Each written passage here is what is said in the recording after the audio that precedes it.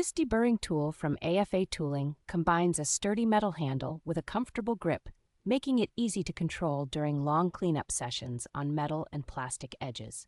The micro-polished, anodized aluminum handle feels more durable than the typical plastic-bodied tools, and the internal mechanism lets the blade spin smoothly as you pull it along an edge. With a generous selection of cobalt high-speed steel blades in several shapes and sizes, it is well suited for everything from cleaning small drilled holes to knocking down sharp burrs on flat stock.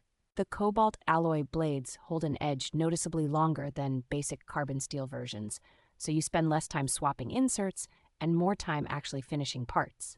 For people working with three-dimensional printed parts in materials like common hobby plastics and resin, the freely rotating blade makes it simple to shave away stringing, nubs, and sharp corners without gouging the model. Because the blade assortment handles metals, copper pipe, plastic tubing, and automotive or plumbing hardware, this single kit can replace several more specialized deburring tools in a home or professional shop.